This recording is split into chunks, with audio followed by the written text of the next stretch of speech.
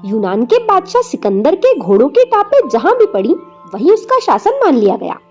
समस्त विश्व को जीत लेने के बाद एक दिन उसे विचार आया कि यदि मृत्यु ना हो तभी ये विजय काम आएगी, वरना ये सारा प्रयास धूल पर की गई लीपापोती के समान है। इसलिए उसने अपने सभी मंत्रियों को बुलाया और आदेश दिया कि जाओ पृथ्वी का कोना कोना छान डालो और मेरे लिए कोई ऐसा रसायन ढूंढ के लाओ जो मुझे अमर बना दे। सिकंदर जैसे कठोर बादशाह का हुक्म था, इसलिए वजीर, मंत्री, सेनापति हर कोई वो रसायन ढूंढने निकल पड़ा। वे लोग अनेक पीर, पैगंबर, साधु, सन्यासी और योगी योगिनियों से मिले, परंतु कोई भी उनकी इस जटिल समस्या का समाधान करने में समर्थ न हुआ। अच्छे अच्छे वैद्य हकीमों को भी उन्होंने ढूंढ निकाला, लेकिन वो भी निराश होकर बोले कि जिससे बूढ़ा जवान बन सके, ऐसी जड़ियां और मनुष्य देवरूप को प्राप्त हो सके, ऐसे रसायन तो बहुत हैं, पर मृत्यु से बचने की कोई औषधि हमारे पास नहीं है। निराश होकर वो सभी राजधानी वापस लौट आए। उसी समय उन्हें अचानक एक फकीर मिला। किसी का उसकी ओर ध्यान ही नहीं गया, क्योंकि वे लोग अच्छे से अच्छे संत फकीरों से निराश हो चुके थे। उन लोगों की परस्पर चर्चा सुनकर वो फकीर स्वयं उनके पास आकर बोला, अरे इस जरा सी बात के लिए तुम सारी दुनिया में भटक आए हो। बुलाओ अपने बादशाह को, मैं उसे अमर बनाने का रसायन बताता हूँ। उन लोगों को पहले तो विश्वास नहीं हुआ, पर फकीर का तेजस्वी चेहरा देखकर वे बादशाह को बुलाने के लिए दौड़ पड़े। उन्होंने दरबार में उपस्थित होकर निवेदन किया कि हुजूर, आपके आदेशानुसार हम सारी दुनिया में भटक आए, पर सब लाचारी प्रकट कर रहे हैं। वो कहते हैं कि यदि हम में इतनी शक्ति होती तो अपने माँ बाप को ही हम क्यों मरने देते। निराश होकर हम आपके चरणों में वापस लौट ही रहे थे, लेकिन हमें नगर के द्वार पर एक फकीर मिला है। वो कहता है कि बादशाह को बुला लाओ, मैं उसे अमर होने का रसायन बता दूंगा। बादशाह तत्काल उठा और बोला कि चलो, मैं उस जगह चलने को तैयार हूँ। मुझे तो बादशाह और गरीब दोनों को ही एक सी मिलने वाली मृत्यु में हेर फेर करवाना है। मृत्यु को भी छोटे बड़ों का अंतर समझना चाहिए।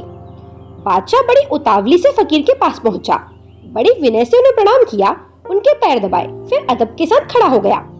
फकीर मीठे स्वर में बोला, बादशाह, तुम अमर होना चाहते हो? बादशाह ने कहा, जी हाँ। प्रकृति का अन्याय तो देखिए, जिस प्रकार निर्धन मृत्यु का आलिंगन करता है, उसी प्रकार मुझ बादशाह को भी करना होगा। गरीब खाली हाथों जाता है और मुझे भी खाली हाथों ही जाना पड़ेगा। तब फकीर ने कहा, कोई चिंता नहीं, मैं तुम्हें अमर बना दूंगा। यहाँ थोड़ी दूर पर ही एक अमरताल नामक तालाब है, तुम वहाँ जाओ और उसका जल पी लो, बस फिर तुम अमर हो जाओगे। वो अमरताल किस दिशा में है? बादशाह ने बड़ी ही उतावलेपन से पूछा। फकीर ने जवाब दिया, उत्तर दिशा में। इसके साथ ही फकीर ने खड़े होकर सिकंदर के मस्तक को उस दिशा में घुमा दिया। सिकंदर को उसके हाथों का स्पर्श शीतल और मधुर लगा। सिकंदर ने आंखें बंद कर ली। जीवन में उसे कभी ऐसी शांति नहीं मिली थी जैसी कि आज मिल रही थी। न हाथी, न घोड़ा, न अंग रक्षक, न सेना। सिकंदर पैदल ही उत्तर दिशा की ओर दौड़ा जा रहा था। खाई, पहाड़ और नदी पार करता रहा।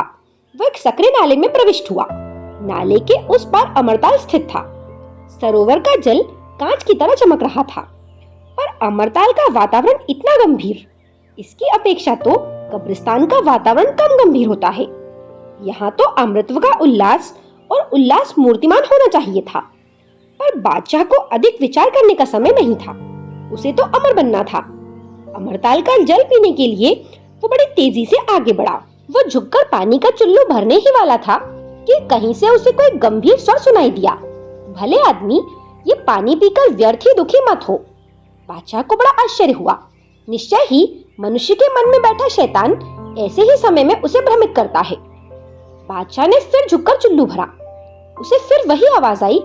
तब बादशाह ने बड़े रौब से कहा, भूत प्रेत, मानव या दानव, तुम्हारे समक्ष चक्रवर्ती सम्राट सिकंदर खड़ा है।